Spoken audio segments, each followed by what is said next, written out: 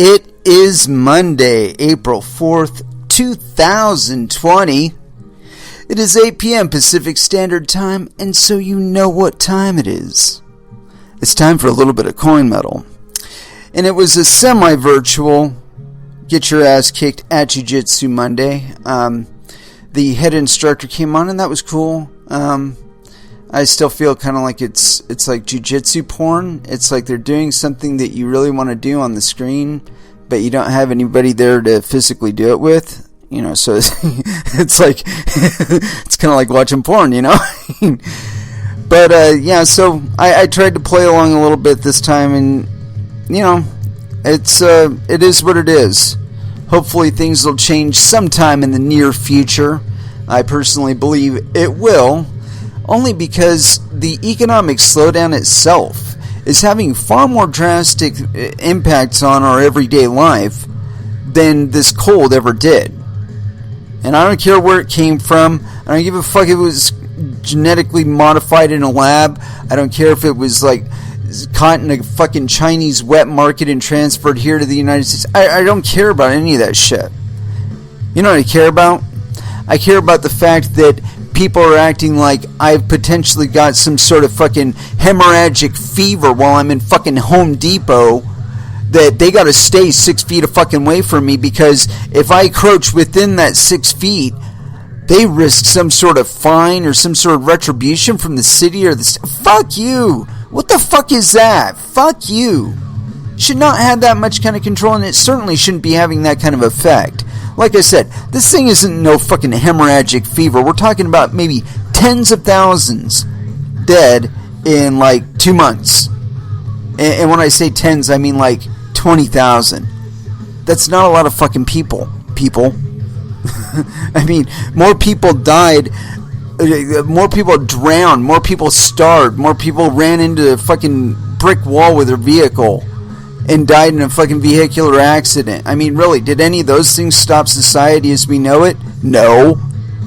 So, you know, I have made multiple, you know, statements as far as what I believe is really going on, and honestly, I think it's just convenient that it happens to be flu season, and that what we're really seeing is some issues with regard to how we've set things up.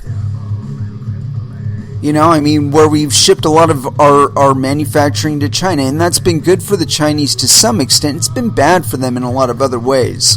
You know, it's allowed their government to exist as some sort of totalitarian beast, digitally plugged into every aspect of their lives, and our fucking leaders look at that and say, oh yeah, we want that over here. I don't care about the Constitution. Well, you know what? I beg to differ. You know, I see that the ethos and the culture of the United States is so vastly different than it is over there in China, and so much of everything else is dependent on our actual activity here. If we're just sitting around jerking off in front of digital porn, okay, that's not doing anything for the economy. Okay, I'm not burning gas on the way to jiu-jitsu. Okay, to and from jiu-jitsu, that's like 60 miles for me. That's a lot of gas. You know, I'm spending like, you know, 30, maybe $40 in gas every week going to and from jiu-jitsu. That's not happening right now. That hasn't happened for about 5 weeks. You know, so you're talking about like $400 at my local gas station. My local gas station has lost out on due to this shit going on. And now you would think that kind of drop in demand would have a little bit better price effect. You know, that the price of gas would go down. And you know, I've been talking about gas as a marker for fiat inflation for quite a while now.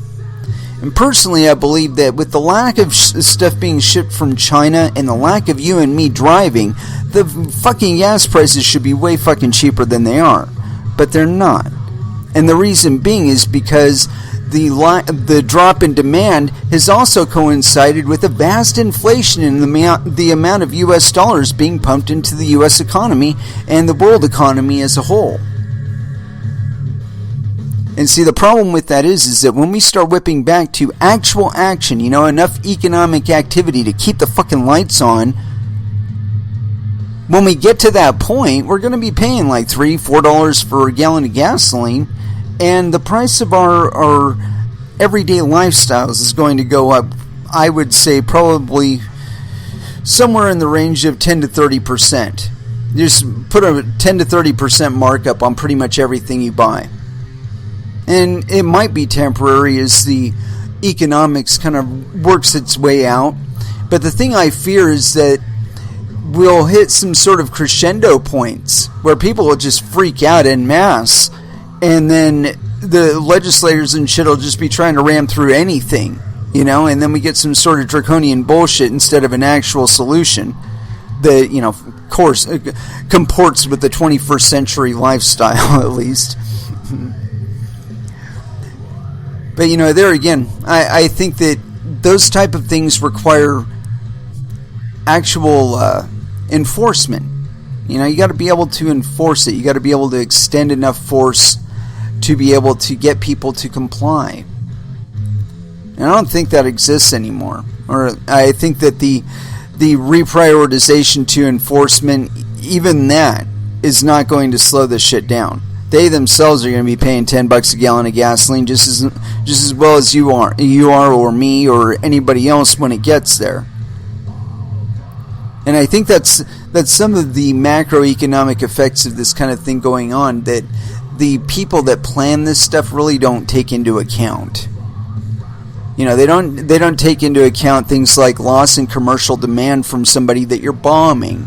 You know, I mean, because all of a sudden they don't want anything. They're more interested in trying to live than buy your fucking car or buy CDs from you or guns or anything else. And I think that view of how we treat international commerce is going to change vastly over the next decade. Mostly because, you know, the whole 600 military bases we got strewn all over the planet, that shit uses a lot of oil.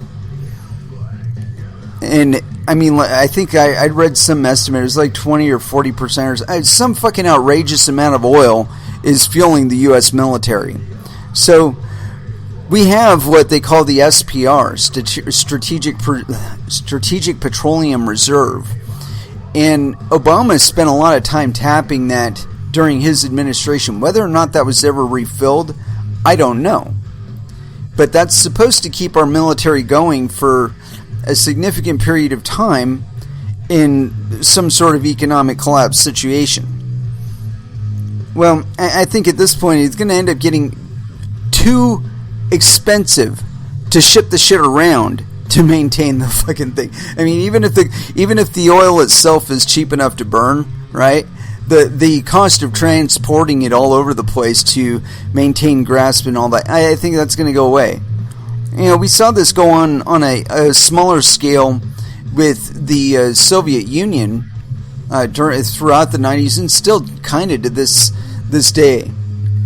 And you know, the big concentration has been subsecting the Russian states against Russia proper, and kind of moving military bases in and foreign aid and all that other stuff. All that shit costs money. All of it can cost money. Well, all of it does cost money, I should say. Not can cost money. And if you're not generating enough revenue off of that to offset that cost, people like you and me are going to end up paying for it. And I think that's kind of where we're at. That a lot of the interventions that we saw with regard to Syria in 2018 and 2019, where China, Russia, and others were contributing to Syria's efforts to kind of contain their situation within their borders and stomp out ISIS. And they've been, from what I understand, very, very successful at that. Well, see, under the cover of all that business has been oil theft going on with regard to Syria, and it ends up in the gray market, quote-unquote gray market. You know, it comes in from the black market, comes into the gray market, ends up in the white market through various machinations, and I'm not going to go through all of it here. I don't even know all of it, but I do know it happens. I mean, I've read enough instances of it actually happening where it gets stolen from one place and it gets bombed here or it gets fucking transported there, that it convinces me that there's a transition point somewhere between black markets, gray markets, and white markets with regard to the oil. So anyway, that shit all costs money. And when it gets more expensive to try and retain the land and steal the oil than it's worth, we'll end up stop doing that. And I think that's kind of where we've come to the point with regard to like Iraq, and I don't know about Libya. I'm pretty sure Libya is still bleeding oil. But Syria's gotten a lot more contained, and so there's not that that oil coming into the black market to offset the cost of actually having to buy it. And again, I think that's putting interesting pressures on us because we do burn so much oil. And I think in the longer term, we're going to see a real interesting shift in our economics here. I think for one thing, it's kind of a confluence of events too, and there's a lot of really good things that have happened that can transition us cleanly through this. And I mean, you got to consider this in whole. Okay, for one thing, regulatory burdens, from what I see, are slightly lower at this point because they can't really afford to maintain that shit. So doing things like basic commerce, like selling fruits and vegetables, selling services, and doing them for cryptocurrencies, I think that's going to be able to sustain enough economy to get us on through this until we're getting to a point where we're not looking at the rest of the world as a place to just bomb and steal their shit, as places that we actually have to depend on because they're either mining cryptocurrency, they're making hardware to make better miners and mine more cryptocurrency, or they're buying goods and services off of you for cryptocurrency. I mean, that's kind of like in everybody's interest then, or it becomes in everybody's interest then, to get their fucking products out there, start making that money. And that's what's possible with cryptocurrencies. And like I said, because I anticipate that the regulatory capabilities of our governments right now are probably down, in that they're having to reprioritize what they do. They're not going to be busting people for selling melons for Dogecoin. But that's going to keep somebody alive on both ends. Or at least that's the potential I see. I see a lot of the things that I've predicted coming to pass, though. I mean, when I went to Albertsons the other day, I felt like I might actually be living in the 21st century, where they actually have pickup spots in their driveway, in their parking lot, where you can I guess call in an order, pay for your order, come and pick it up. Now, how long ago did I predict that shit on this show? And I did predict it on this show probably multiple times. And if you doubt it, go ahead and look at my YouTube channel. I've been putting these fucking things up there for since 2016 at least. So yeah, predicted that shit. It hasn't gone as far as I would like to see it go, and as far as I think it will eventually go, where you're going to have a multitude of choices of what currencies Walmart is willing to accept, friction-free, of course, in exchange for goods and services. And same thing with Albertsons and all your other stores, that they're going to recognize that these are global monetary units that aren't dependent on our federal or state governments to run. And they're going to say, I'm experiencing such a vast loss on the dollars on relative value, in that it used to cost me $2 to buy a gallon of gasoline, and now it costs me $10 to buy a gallon of gasoline. Maybe I'm going to store my monetary value in something that does not depreciate so quickly. And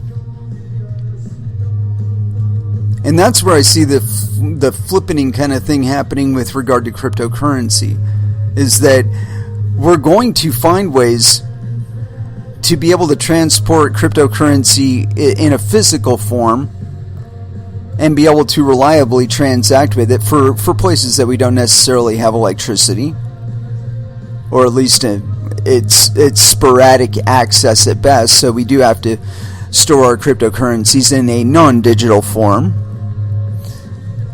but that the idea of ownership of your own keys, that's going to increase a lot more traffic. I mean, or gain a lot more favor, because we are witnessing now the ill effects of our dependencies on entities like bankers and government entities to define for the market what the value of anything is. We're seeing it in real time, and it's only going to get more expensive. But like I said, we're going to find that exchanging real-world energy for cryptocurrencies will enable us to buy real-world items made with that energy with those cryptocurrencies. And we're simply going to circumvent a lot of the organizations that have held us back. I think we'll do some sort of tithing or whatnot, and I don't think it'll be anything near taxation as we experience it today, but some sort of tithing where we're paying for some people to pursue our best interests, i.e., when people fuck up, that they will go to their house, seize control of them, bring them to a court of law, and we will try them among their peers, a jury of their peers, maybe even a judge from among their peers. And we'll figure out that whole criminal entity shit really quick. You know, I mean, there's all kinds of instances of obvious frauds, obvious thefts that we can provide digital evidence for and prosecute in a court of law, and not even have to violate anybody's Fourth Amendment rights to do it. I mean, just chain analysis of publicly available data. You know, things like cell phone logs of where your GPS location was. That's not actually something. I mean, you can make intervening technologies and do certain things to interrupt that signal and whatnot. But I mean, if you're not aware of it or you're not bothering to take it into account, it's not technically your device. So if it's sending a signal to a GPS satellite, too fucking bad. Point being is, we'd be able to track that information, all the publicly available information. There's plenty of it out there that isn't a violation of your First or any of your constitutional rights. And as such, the idea of criminality as we've known it should be going away. I think it's one of the reasons why we're not seeing as much scam calls. I mean, there are still a few out there. They're trying to get you to believe that you're the cousin of a Nigerian prince and they've got $9 million, but you got to send $1,000 to, yeah, you know the drill. There's still those people out there, but there are a lot fewer of the kind of people that I was experiencing. And one of the ones that I kept getting was Marriott. And I don't know how they got my phone number from, maybe from a stay that I had at Marriott. Maybe they harvested it from somebody's phone that I stayed with at a Marriott or something like that. Or my credit card information. Any of the above. But they managed to get my phone number and they've been calling me for fucking years. You know, oh, we've got a thing set up for you. Oh, you've won this. Yeah, fuck you. If I had a smartphone, it'd probably be like uploading buttware to my fucking phone too. But the point being that, you know, that stuff is kind of stopped. And so I got to wonder, you know, what exactly has changed? You know, have they gotten a little more active in monitoring stuff online? And maybe they're catching people that were doing the digital equivalent of freaking and doing that stuff. I don't know, but something has definitely changed. You know, sometimes I wonder if AT&T themselves or Sprint or Verizon, that they've actually got departments dedicated to doing nothing but issuing scam calls to you, robocalling the shit out of you. I mean, they have your phone numbers. It's their network. They can technically do that. And what makes me think that is, you know, I've tried calling back the numbers a few times, and it always tells me that the phone number is disconnected. And so it's like, okay, how the fuck are you doing that? How are you managing that little bit of magic going on there? And it makes me wonder again, what changed? Was it something regulatory? Was it something technological? What changed? I don't know. Anyway, let's go ahead and throw down with some music. And we're going to go in, we're going to go with Body Count. And, I'm probably going to pollute the airwaves with stuff off of Carnivore until I get sick of it. But I'm not there yet. And so here it is. Colors 2020 here on Coin Metal. First Dance.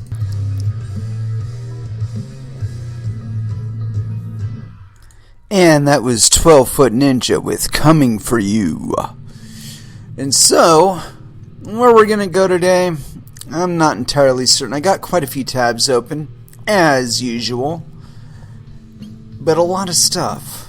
Not entirely certain exactly where I wanted to concentrate my efforts, my attentions. That one looks good. That one's always good. That one's not good. Not even having anything to do with what we're talking about today. That's not it. And that's probably not it either. At least not right now. Something I'm working on. That's not it either. Here it is. Evidence shows... this is on Bitcoin.com. Evidence shows politicians and Wall Street CEOs expected the market crash well before COVID-19. The coronavirus outbreak has sent shockwaves through the world's economy and has caused politicians and central bankers to react in various ways. However, global market leaders, Wall Street CEOs, and hedge fund managers had one of the best years in more than a decade since the 2008 financial crisis. In fact, evidence shows that the bureaucracy and the modern banking cartel knew a crash was on the horizon, as the COVID-19 crisis was simply the pin that popped the balloon. Actually, I think it's the excuse for what was really going on, but anyway, continuing. American fascists knew the bubble would pop, stocks were massively overvalued, bonds manipulated. Toward the end of 2019, market players and Wall Street's top CEOs discussed whether or not the U.S. was facing a recession in 2020. This after the stock market, S&P and Dow Jones Industrial Average broke records last year. A few months before, the coronavirus started spreading wildly, central banks like the Federal Reserve were already slashing rates and funneling billions into the hands of private banks. It's almost as if the elite knew the bubble would pop in 2020, as bonds were manipulated by banks and stocks were massively overvalued. In fact, a majority of bankers predicted that 2020 would suffer from a really bad recession that could be far worse than the last economic fallout. Central banks started easing up on monetary policy and created vast amounts of stimulus throughout the months of August, September, and October of last year. When 2020 started, the smoke signals were everywhere, as hedge fund managers and strategists warned that the stock market was extremely overvalued. On January 14th, financial experts reported on how the stock market has never been this big relative to the economy. Quote, such elevated valuations in past periods have weighed on equity returns over the subsequent 5 years and lowered the odds of positive outcomes. Goldman Sachs strategist Sharman Masavar Ramani noted in the company's 2020 outlook, quote, that the bulk of last year's returns come from higher valuations and not growth in earnings. Only compounds investors' concerns. And that was Masavar Ramani added. Despite the warnings of a massive stock market bubble, a few Wall Street market execs continued to shill company shares that many people had deemed overpriced. The leveraged house of cards $532 trillion in global derivative markets. Additionally, analysts had also cautioned retail investors about how far apart Wall Street trading and the real-world economy really is compared to the hyped-up news headlines. Markets today are made up of algorithms, futures, options, high-frequency trading, and passive funds, and there's a whopping $532 trillion in global derivative markets. Most of the time, stock market derivatives are not even traded by real people. Estimates note that 75% of all trades are computer-driven. Moreover, derivatives like futures and options are usually not dealing with physical goods themselves, and they are simply trading pieces of paper that represent corn, oil, gold, and other commodities. The reason these derivative markets could be frightening is due to the large separation from real-world goods. Mega banks and financial institutions did not learn from their prior mistakes, and many of them are highly leveraged with derivatives products today. This means when real-world prices crash, highly leveraged institutions suffer major losses when spot prices are extremely turbulent, like they were in 2008. History repeats. For centuries now, a number of people have been aware that the politicians and central banks have manipulated and ruined global economies. The U.S. is a perfect example of how the American bureaucracy and Wall Street moguls from the House of Morgan destroyed the nation's economy by introducing a fraudulent Ponzi system. History shows that the banker families in the early 1900s are the very same banking families who run the country's finances today. The fraudulent banking cartel is likely the direct cause of all of the economic destruction modern Americans have seen in the last 3 decades. The Wall Street crashes in 1907, 1929, and in the early 1930s all stemmed from the greed and fraudulent activities invoked by the House of Morgan, otherwise known as the Money Trust. Members of the Money Trust included families of J.P. Morgan, J.D. Rockefeller, and a small group of finance moguls. Morgan's empire consisted of U.S. Steel, General Electric, International Mercantile Marine, International Harvester, AT&T, and approximately 21 railroads. Interestingly, during the Great Depression years, a slew of politicians and financiers stepped down months before the crash, and many large firms restructured. January 2020 saw the most CEO resignations in the U.S., 219 corporate leaders abruptly stepped down. The 2020 crash, which started in March 12th, otherwise known as Black Thursday, was a surprise for most Americans watching the stock market that day. However, today's Wall Streeters, hedge fund manager, politicians, and hedge fund managers, politicians, and bankers didn't seem surprised by the bubble bursting at all. In fact, one could assume that the banking cartel and the American bureaucracy knew exactly when the crash was coming. One of the biggest signs of the elite knowing the crisis was imminent was how Q4 2019 had the most CEOs step down in years, as 1,300 top executives left in November of 2019. You notice how I was talking about last time that a lot of Hollywood just seems to have disappeared? There you go. CEOs from mega companies and financial institutions stepped down in record numbers again in December of 2019. The public also witnessed the same trend in January and February, as January 2020 set a record for the most CEO departures in America recorded in a 30-day time span. 219 major chief execs unexpectedly left their positions with little to no warnings. Even though some of these CEOs ran these companies for decades, they stepped down abruptly. Disney's CEO Bob Iger stepped down. Adam Berman from MedMen suddenly up and left, and Mandy Ginsberg of Tinder and Match Group stepped away from her firm as well.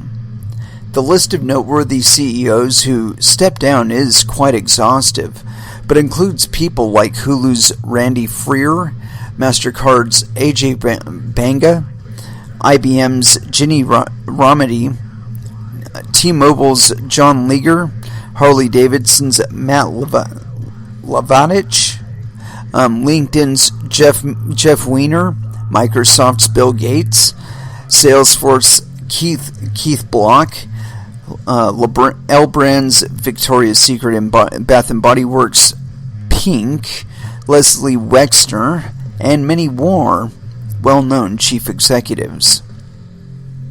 American bureaucrats jumped ship before the Senate's private briefing. The protectors of today's corporatists and monopolies, otherwise known as U.S. politicians, were also scrutinized for knowing about the economic impact in advance. Senator Kelly Loeffler of Republican Georgia was accused of sharing insider information, and she dumped millions in shares after the Senate's coronavirus briefing took place. Loeffler wasn't the only bureaucrat accused of dumping on the stock markets before Black Thursday, as U.S. representatives like North Carolina's Richard Burr, California's Dianne Feinstein, and Oklahoma's James Imhoff sold stocks before Senate's classified briefing on January 24th. None of these politicians or corporatists warned the general public of a looming stock market crash. Cryptocurrency solutions, the need to separate money from the state, has never been more apparent. Cryptocurrency advocates have been warning about the monetary manipulation for well over a decade, and many Bitcoiners predicted these events. The money system has been fraudulent for a very long time, and digital currencies like Bitcoin could transform the world's monetary system for the better. Reading this article should tell you that there is no free market within the United States, and that capitalism that exists really is cronyism mixed with manipulative profits. Concepts like cryptocurrencies and free markets are becoming more enticing to people every day. The reason for this trend is largely because central banks and politicians are making it blatantly obvious that they are screwing society. The elite knowing about the mid-March stock market fallout well beforehand should be no surprise to those who understand the collusion between the state and the central banks. More than ever, activists and free market advocates wholeheartedly believe that the desire to separate money from the state is a goal worth fighting for, especially since we have solid proof of fraudulent behavior from our so-called representatives and banking institutions. Yeah, what do you think about politicians and the elite knowing about crash well before COVID-19? Let us know in the comments below. And were there any? No. Damn it, Jim. I'm tempted to comment, but I'm not going to. Yeah, that was a hell of an indictment on the part of who was the original author of this bad boy.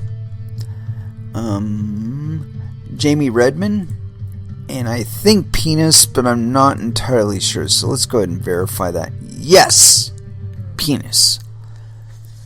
Anyway, yeah, Jamie Redmond, and this is authored approximately 15 hours ago. It's on Bitcoin.com. But yeah, I think the case can be made from just what we've noticed. I mean, and these are just loose associations here in this article. I mean, and pretty specific indictments, I must say, on some points. But in any case, certainly making the case for cryptocurrencies as an alternative. And you know, unlike the fiat currencies that we're talking about, like the US dollar or Chinese yen or anything else, like the CBDCs that they're planning on shoving upon us, unlike all of those, cryptocurrencies such as Bitcoin, Monero, Litecoin, others those are all mined by the public. Those are people like you and me. And that's what separates cryptocurrencies from the state. Now, of course, there are other binding points that they can try and enforce, but the problem is they can't really enforce it. I mean, there's points they can enforce. They can hammer down on big old mining farms and shit like that. And, you know, if you're managing millions of bajillions of dollars, of course they're going to chase after you for taxes and shit like that. But the thing is that I don't think that they have the resources to pursue people. I think to some extent where they might be able to impact people will be online and in their digital life in some aspects. But again, this just creates a counter market. And this is something that I think these CEOs and our legislators don't seem to understand about the internet. Is that it's shown us it's possible, even if they were to shut it down tomorrow. You know, if they had some big old internet kill switch and just shut it all down tomorrow, right? There are enough interested parties out there that would resurrect a global network, a globally linked network. Wouldn't even rely on the existing infrastructure that's managed by the state. Might even just circumvent their controls or make it impossible for them to control. You know, there's always this little war going on between software developers and their employers, and of course the mandates being imposed on both parties by governments and existing regulations and all that. There's a constant war of that going on. And I think it's a lot farther along than most people know.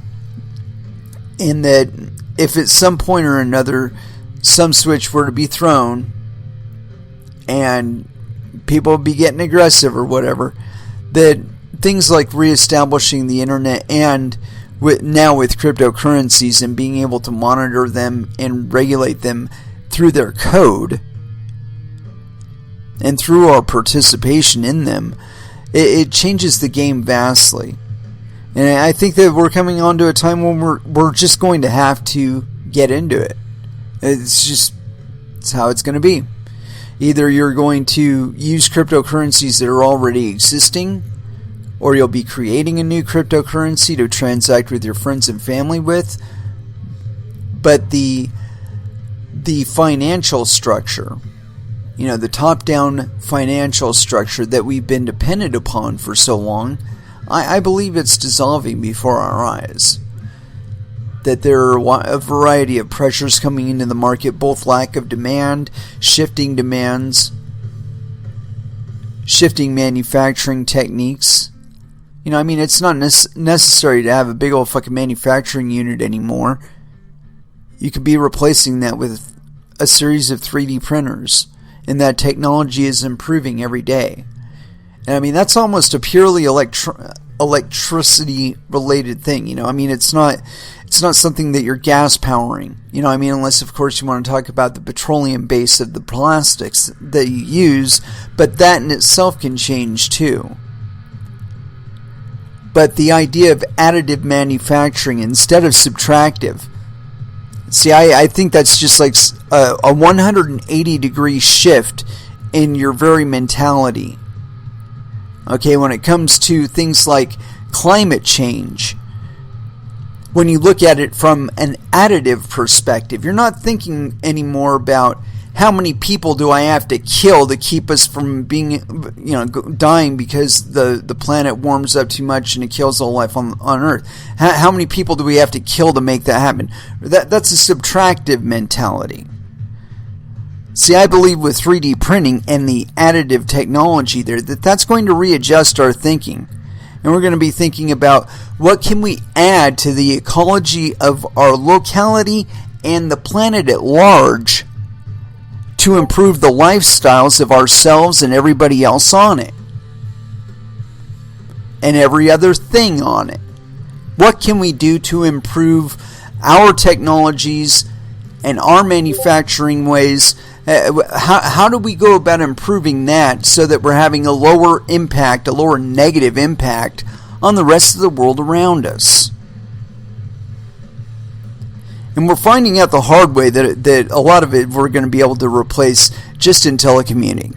I mean, there's some things I don't believe you will be able to replace with telecommuting, but there is a lot out there that we do every fucking day that we do not have to travel to do. You know, like I was talking about with Albertsons and Walmart having these spots in their parking lots where you can just fucking come up and pick up your shit that you already paid for. Like I said, I was talking about that on this show in 2015 because it was possible. We could have been doing it just with Bitcoin.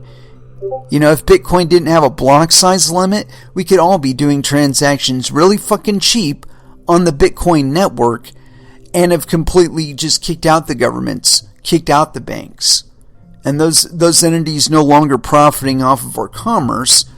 It would be better for everybody. Anyway, let's go ahead and throw back down with some music. And what do I got going on in the background here? That's Beastie Boys. I don't want to go. Well, yeah.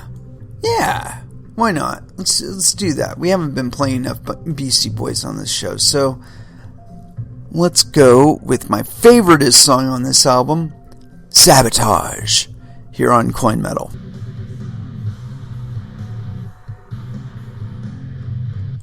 And that was Dope with Survive. Anywho, as far as what we're going to get into next, it seems like some stuff is coming that probably seen, kind of anticipated, kind of wanted to happen at one point or another. Anyway, this is on Cointelegraph.com, and this has got to be some sort of karma or like some sort of like snake that you've tended biting you in the ass or something like that. But anyway, this is by Samuel Haig. It was authored approximately 13 hours ago. Q3 crypto Ponzi victims file class action lawsuit against Wells Fargo. Q3 investment recovery vehicle, QRIRV, an entity representing more than 100 victims of the alleged $35 million Q3 Ponzi scheme, has filed a class action lawsuit against Wells Fargo advisors. The suit accuses Wells Fargo of failing to inquire into the activities of an employee accused of co-masterminding the scam. The plaintiffs assert that the Wells Fargo subsidiary failed to make appropriate inquiries into its financial advisor, James Seijas, as per the firm's policy mandating employees to regularly report activities relating to outside interests. Crypto Ponzi victims sue Wells Fargo for vicarious liability. Q3IRV is seeking damages and interest for vicarious liability for the actions and omissions of Seijas. The plaintiffs assert that Wells Fargo did not inquire into Seijas' roles at Q3 while he operated the scheme, despite the firm's policies for employees. Quote, Wells Fargo advisors' policies and procedure required employees to regularly report to Wells Fargo advisors concerning work they did outside the scope of their employment. The lawsuit emphasizes that Seijas touted himself as an investor working on behalf of Wells Fargo while he was an employee of the firm. Quote, the acts and omissions described herein were committed in his capacity as an agent for Wells Fargo advisors. The lawsuit also names Wells Fargo advisors in counts of unjust enrichment, negligence, and fraud. Seijas worked at Wells Fargo advisors for 5 years. The lawsuit alleges that Seijas, alongside fellow co-founders Quan Tran, a certified general surgeon, and Michael Ackerman, a former UBS Securities employee, formed the Q3 Trading Club in 2017. Q3 purported to pool investors' funds to trade crypto assets using a proprietary algorithm promoting the scheme to physicians on social media, including a Facebook group called Physicians' Dads Group. The suit alleged after raising upwards of $1 million, Q3 became a limited partnership and expanded to take in $33 million from 150 investors across the United States. Well, shit, they must have been making money somehow, because I gotta wonder if 150 investors actually had $33 million to throw down between them. Continuing on, Q3 IRV claims that only $10 million of the funds raised were invested in virtual currencies, with over $10 million being diverted to the trio. Despite defendants' representation to potential and existing Q3 investors that their virtual currency trading was highly successful and that Q3 investors were free to withdraw the profits earned in their accounts after 1 year, defendants did not trade virtual currency successfully, and most of Q3's investors' money was misappropriated or lost in trading. Everybody get wrecked. Q3's operators also diverted $4 million to purported licensing fees for access to their proprietary algorithm into their personal bank accounts, according to the plaintiffs. Oh my goodness. That's very interesting. Well, you gotta wonder who is telling the truth here. From what I can tell from this article, at least, it would suggest to me that this employee of Wells Fargo got it in his mind from friends that he was trading with to say, hey, let's set up a trading group and then we'll take people's funds and we'll go boats and hoes. Why not? It's not a new thing. It's happened before. You know, I don't enunciate this just because it's something that happened in crypto. I mean, it's something to do with Wells Fargo as far as I'm concerned. You know, there's a certified and all that entity involved here. You can rest assured he was taking funds from whatever cryptocurrency exchange he might have been trading with and running them through his Wells Fargo accounts and using his expertise of their systems to be managing funds there. So, yeah. You know, either taking deposits through Wells Fargo or, you know, using Wells Fargo to, you know, create a structure of bank accounts and whatnot. But, you know, I won't go so far as to suggest this guy did this all on his own. I mean, he obviously had two other people involved, supposedly, according to the details outlined here. However, these things happen too fucking frequently for me to believe that the entities, the host entities themselves, had absolutely zero knowledge of what was going on, of what exactly was going on. These are entities that are required to keep track of their shit via the regulatory mandates that they want to impose on everybody else. You know, these are the qualifying agencies. You know, when you're applying for a license in some sort of financial district, whether it be within a state or within a federal agency or, you know, international or whatever, there's always some sort of licensing entity involved. Well, that licensing entity is related somehow or another to the central banks. And I mean, this relationship has gotten kind of goofy, and I've commented on this one case multiple times, and I'm sure I'd have to look further into it just to make sure I'm not full of shit here. But at one point or another, I guess the NYDFS, or the, not the NYDFS, well, more or less the NYDFS, but the New York Fed was in court with the U.S. Treasury over who gets to issue a license for a charter bank. Now, see, this ties into a couple things. I don't know if I have anything up on charter banks here, but it seemed to me I heard some sort of mention of charter banks. And, you know, it would seem to me that the U.S. Treasury was probably trying to get ahead of things and looking ahead and seeing where there might be some sort of problem with the Federal Reserve System some point in the future, and they might have to be able to construct some sort of formal entity or formalized structure to make up for the lack of the Fed. I don't know. A lot of bills coming due, and who exactly is going to be paying them? That is the question. But, I think that, I talk a lot about cryptocurrencies in terms of how much energy they utilize. And a lot of people bitch about that. And for some reason, I really don't understand why they would bitch about it. Because it's a motivation for all of the miners. It's incumbent upon them to try to do things as efficiently as possible with what hardware they have available to them.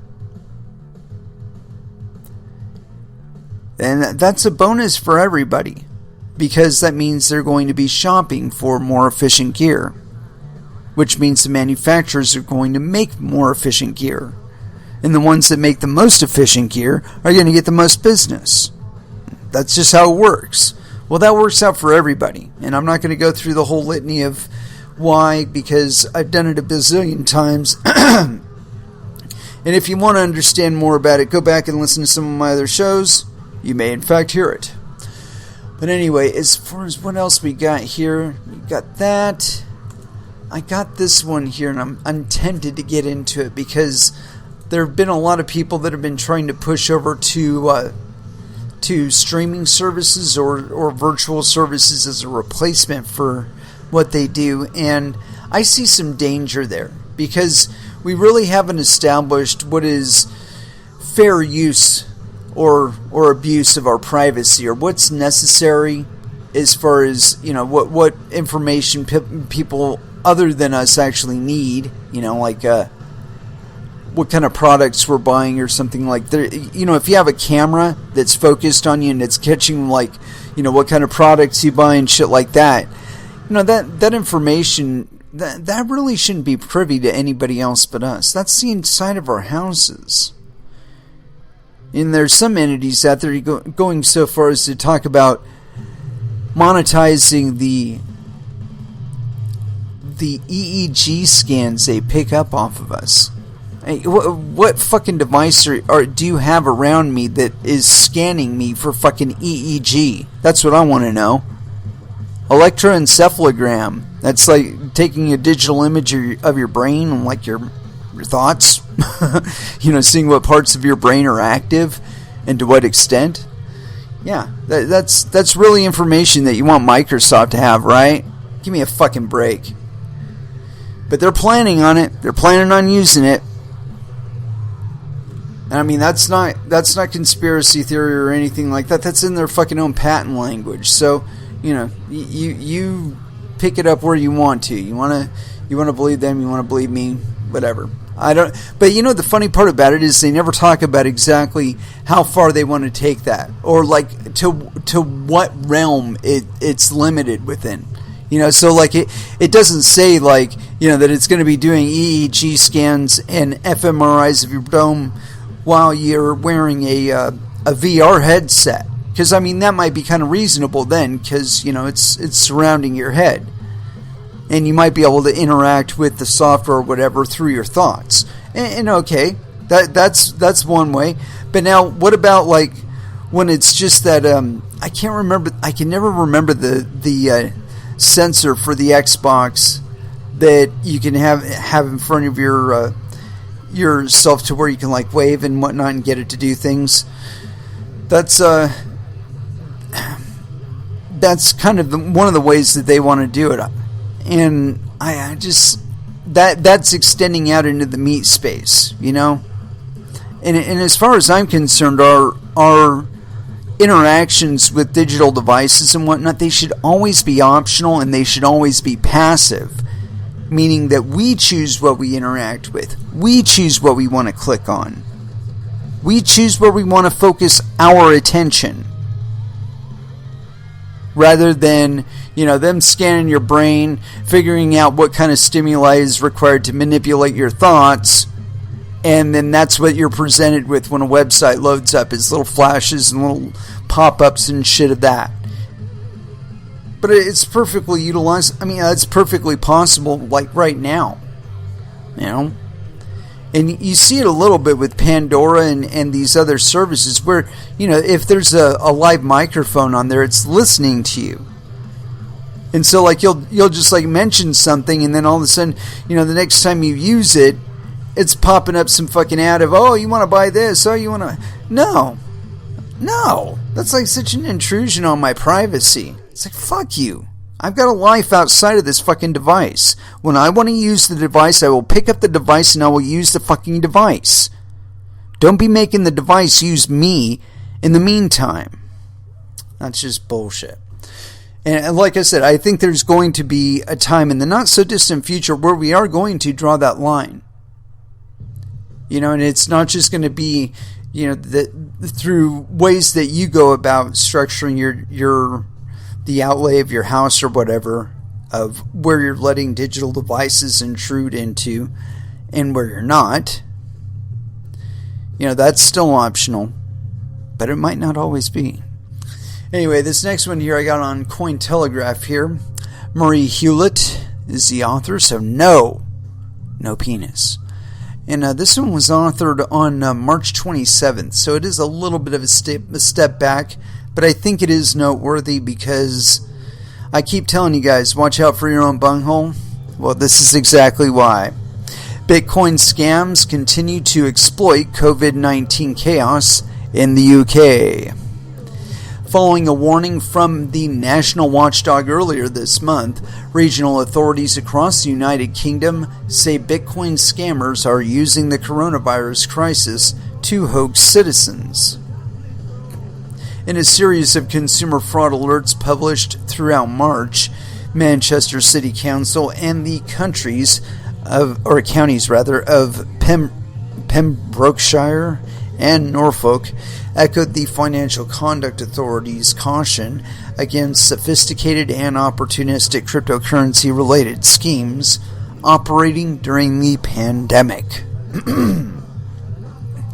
Misrepresentations.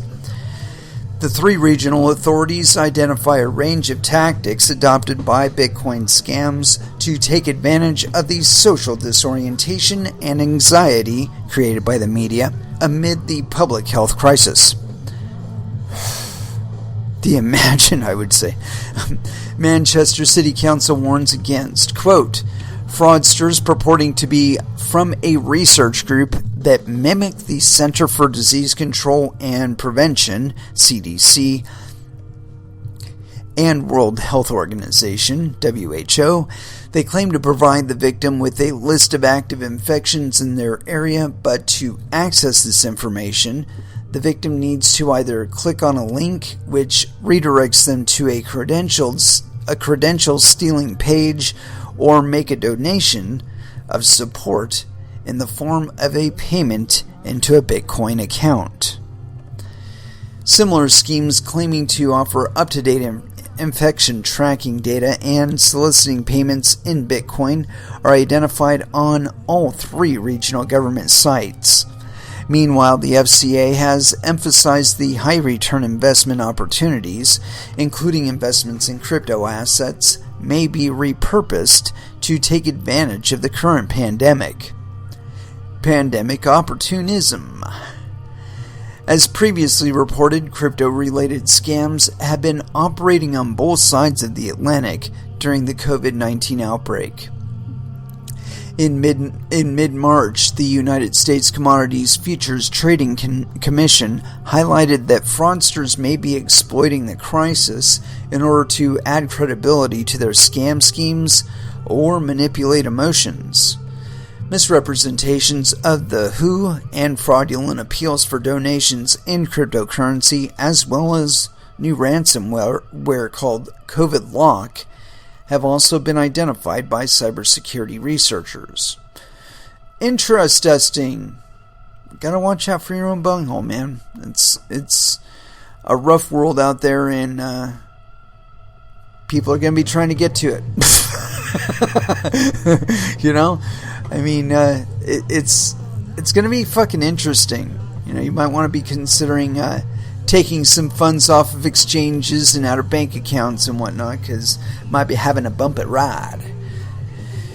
But yeah, and I did want to shift over to this one just a little bit too, because it's long been my position that altcoins are going to really shine out of anything in this. That Bitcoin will help, but that soon enough people will be using it that the fees will become unreasonably high again. And this is due to that block size limit. You know, they've tried to relieve it with batching transactions, and they've tried to relieve it with Lightning Network. But the fact of the matter is that all of that stuff requires on-chain transactions. And eventually, that's going to get too fucking expensive for the average person to engage in. And that's going to make Bitcoin really unappealing as a means of transacting monetary value. From person to person, that is. So anyway, it's been my position that altcoins are going to fill in this need, both existing altcoins and new ones. It's going to be a time for adventure, it's going to be a time for profit, and it's going to be a time that people get fucking wrecked.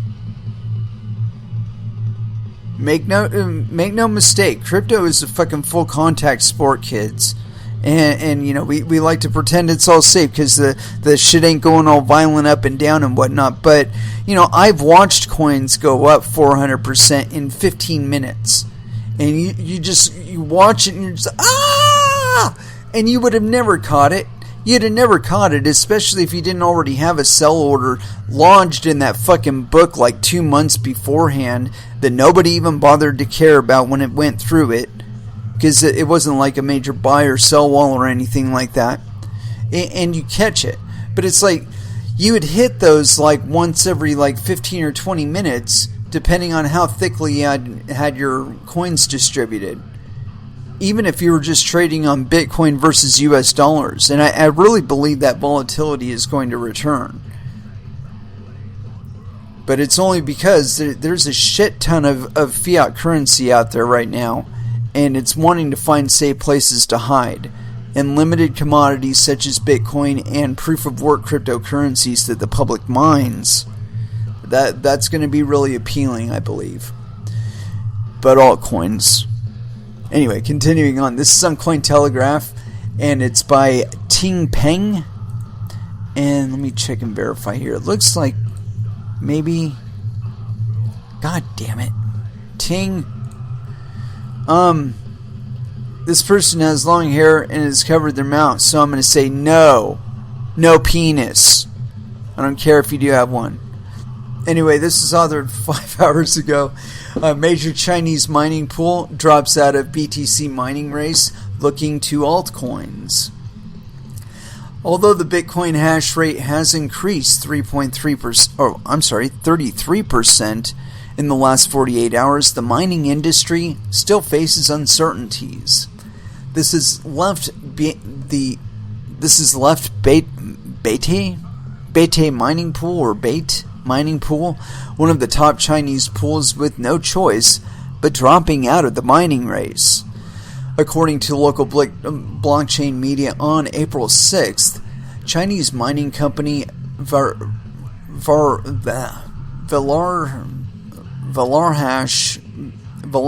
bought a mining pool hash rate decreased significantly from 4,000 to 200 petahashes per second earlier in March.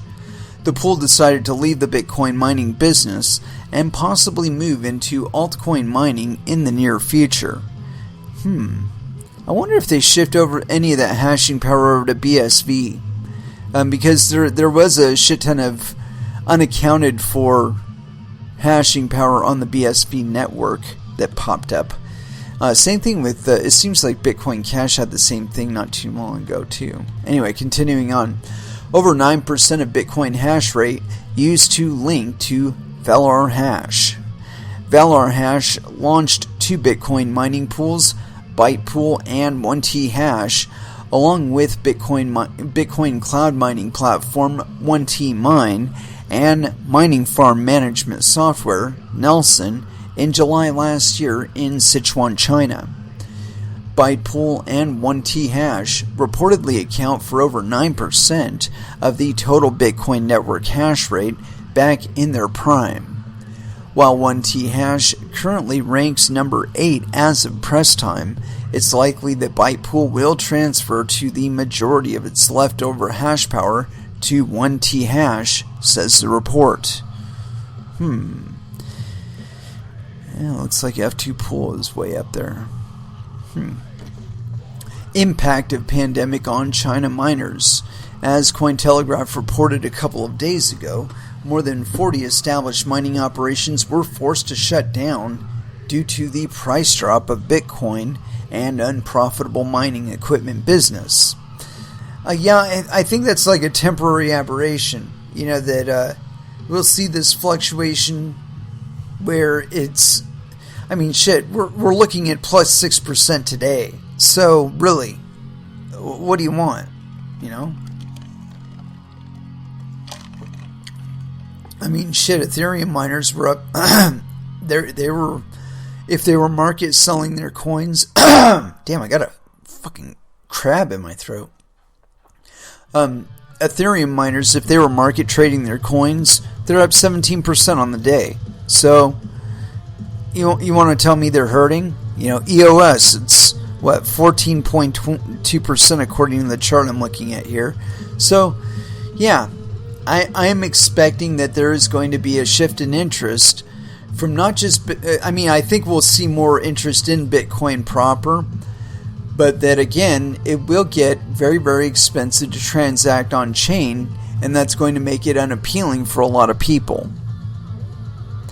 And so they're going to have to resort to exchanging Bitcoin for other cryptocurrencies that they're able to transact in on a retail basis. That's actually going to be a necessity for more people now. I fully believe that. And I would encourage you to encourage those people that you do business with, that if they are considering going into cryptocurrencies as a means of transacting, that you encourage them to adopt it the whole way.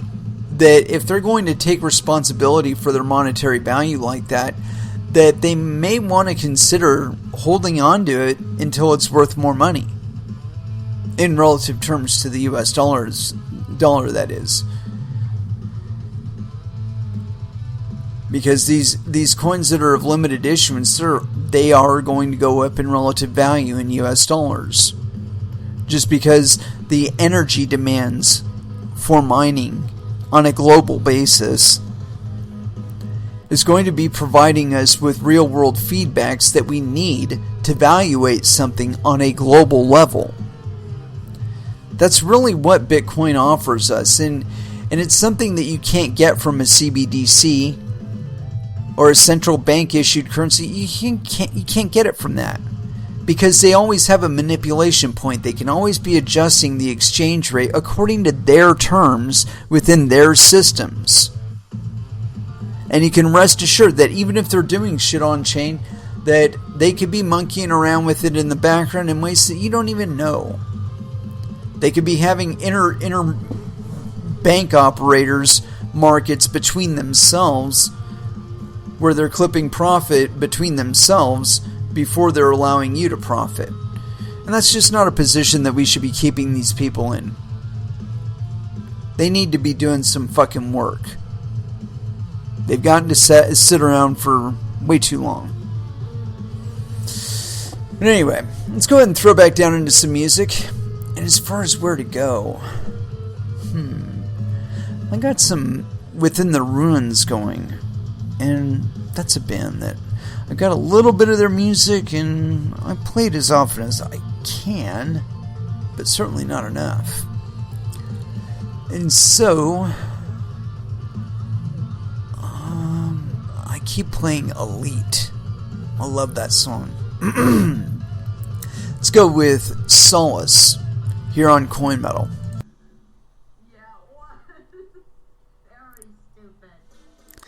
And that was Static X with I'm With Stupid. Well, I started dinking around and I found something that I'm probably going to end up covering on Wednesday because it sounds kind of along the lines of some of the stuff that we've been talking about on the show. And I wouldn't doubt that if we dug deep enough, we'd probably find like Microsoft and other kinds of moguls in there that we've seen in other places. But I've got this thing here, and I've been kind of hesitant to go into it, but I guess I will, because I don't know if I covered this or not. I don't think I have, because it was out today. But this is because I've been concerned with the push to get a lot of things live streamed. I mean, I think there's a lot of potential with that technology, but I think that we really have to establish some clear barriers as to when the time that we want to use the fucking camera on the internet and shit, when that time begins, when it ends, who's privy to the conversation, and these things should be like assumptions. They should not be assuming control over a fucking IP that, we discuss. Like I have some whiz-bang idea that I'm discussing with a software engineer in Bangladesh or something like that. And all the little intermediaries in between, are assuming that it's their right to assimilate the contents of the message as well as transfer it. And I think this is highly errant, and it's a dangerous slope to head down. Anyway, this is on Coindesk.com. Zoom has privacy issues. Here are some alternatives. And this is on April 6, 2020 at 6 UTC, or 1800 UTC rather. And this is by Benjamin Powers. So yes, penis. Zoom, the popular by necessity video conferencing platform, has seen an explosion in users as the coronavirus pandemic forces people to work from home. In a recent blog post, CEO Eric S. Hua said Zoom now has 200 million users, up from just 10 million last December. But with that increase in users has come greater scrutiny of Zoom's privacy and security. With widespread reports of Zoom bombing, where strangers dial in your channel with something rude and disruptive, the company's procedures have been called into question by New York Attorney General and has prompted a class action lawsuit. The New York Attorney General said he is concerned that Zoom's existing security practices might not be sufficient to adapt to recent and sudden surge in both volume and sensitivity of data being passed through its network. Until recently, Zoom's iPhone app included software that surreptitiously funneled user data to Facebook. The lawsuit says code allowed Facebook to target users with ads. Zoom has been criticized for ignoring privacy before. A year ago, a researcher found 4 million Zoom user cameras were potentially vulnerable to remote takeover without you knowing. The company is currently pausing all feature development and shifting all our engineering resources to focus on our biggest trust, safety, and privacy issues, US said. But for many users, this isn't good enough. They've already lost trust in Zoom and are searching for alternatives, which we identify below.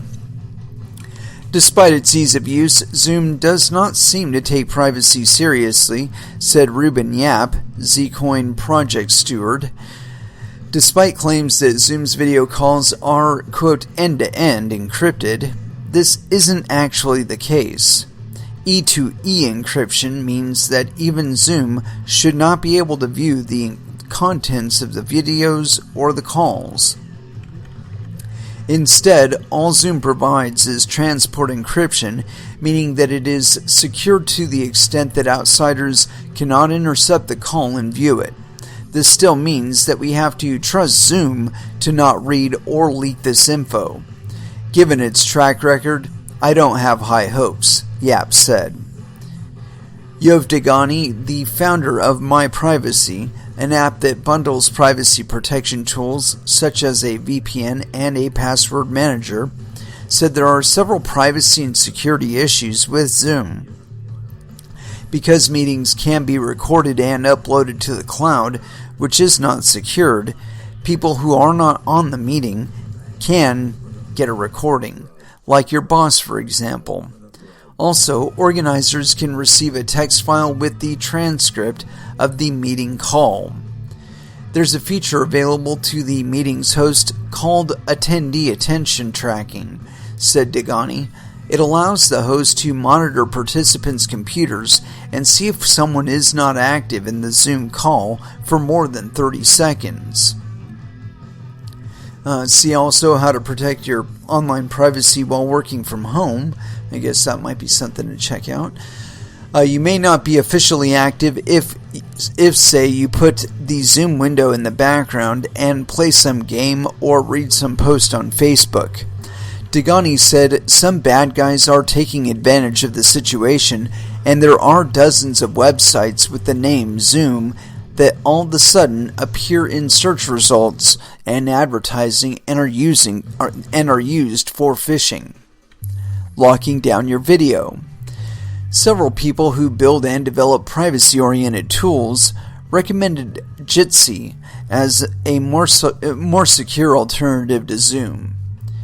Emil Ivov, one of the founders of Jitsi, said what sets it apart from other video conferencing services is its low friction. Creating a meeting is as simple as typing your name in, and it's just one click to join. The company uses WebRTC, or Web Real-Time Communications, which enables peer-to-peer video, data, and audio communication between two web browsers. So on desktops, there's no downloads and no accounts needed, said Ivov. We are really mindful about privacy and security, said Ivov. We require no personal data and fully support anonymous use. We are also open source. This is where we are truly unique.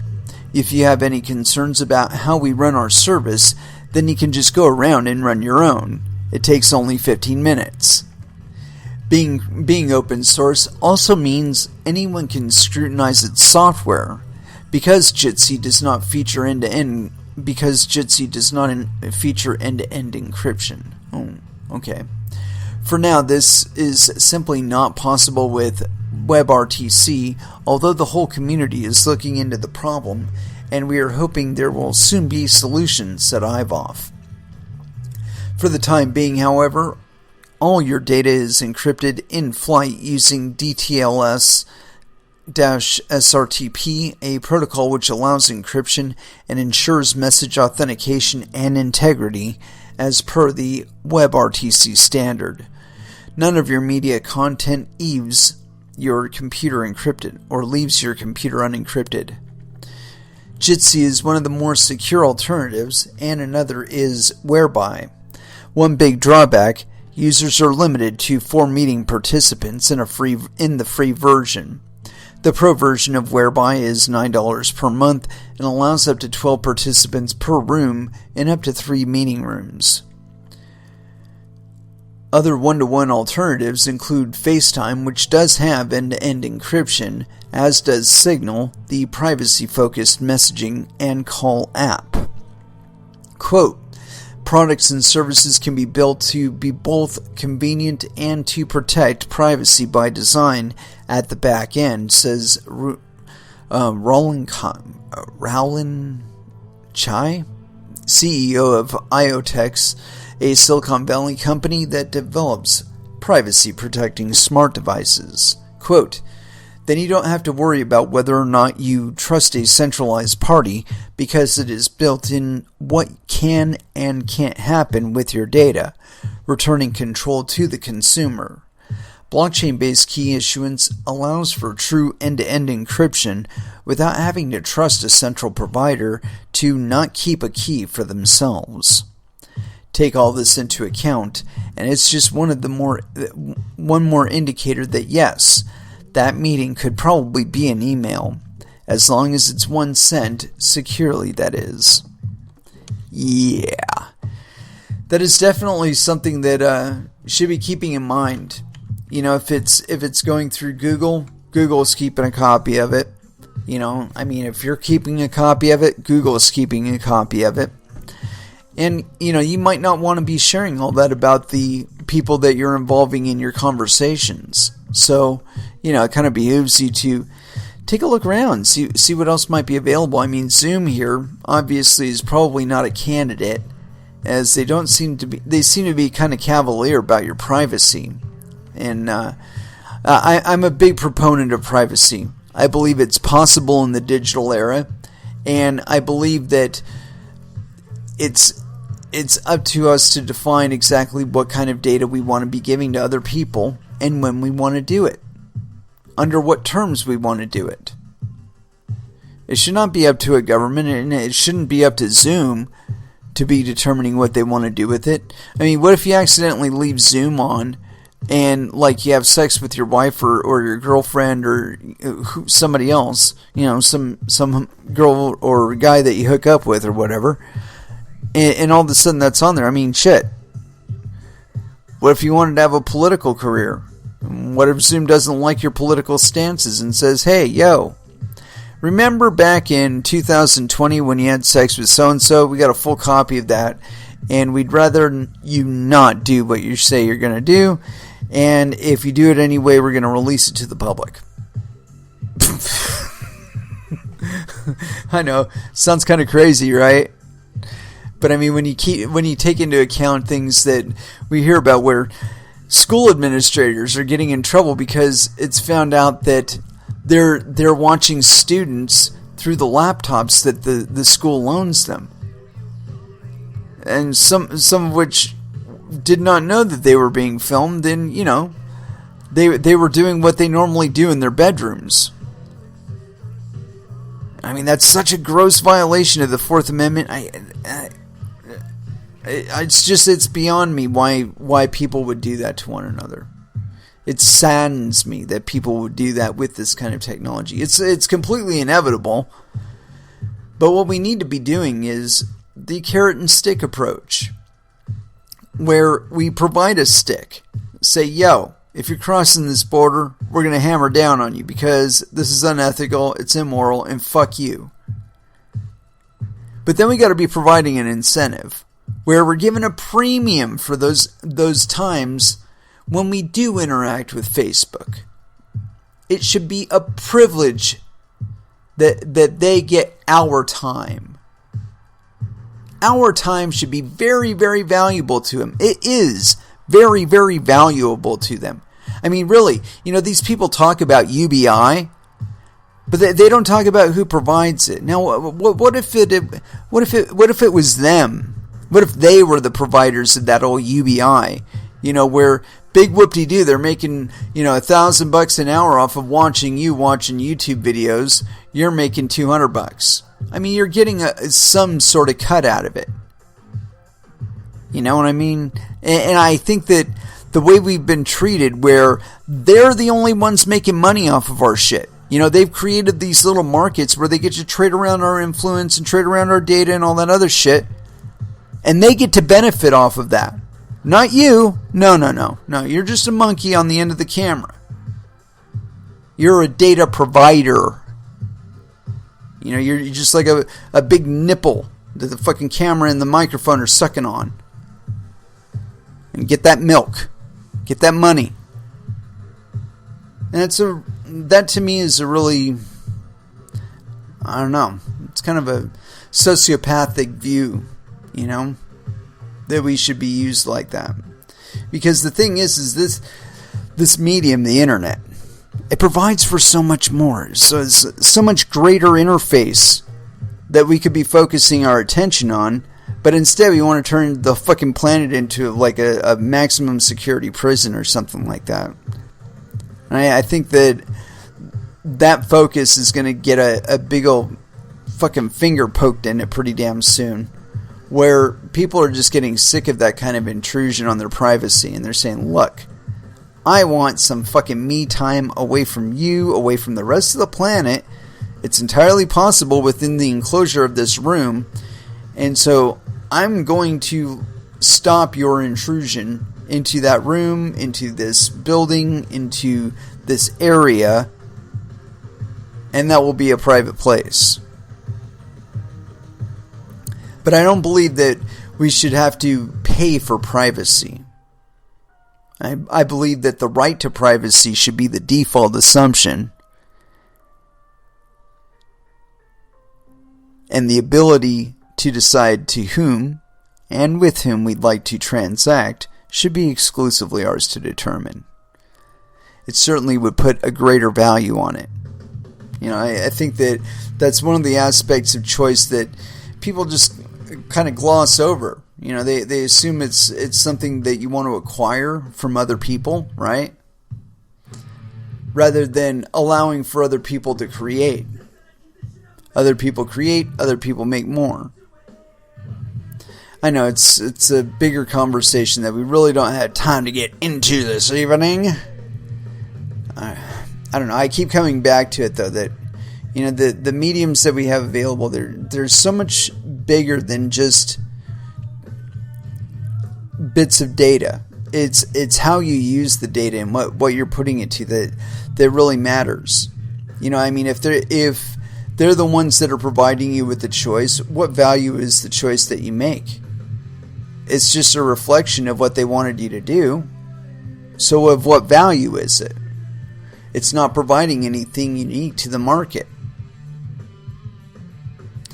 And I think the uniqueness of our responses, necessity being the mother of invention, that's the heartbeat of the market. That's the heartbeat of the economy. How we put resources and materials available to us to work for us and for others. And it is with that I'd like to close out this episode. Thank you very much for listening. I certainly do appreciate the support. We will be back again on Wednesday at 8 p.m. Pacific Standard Time. And so until then, I want y'all to trade safe.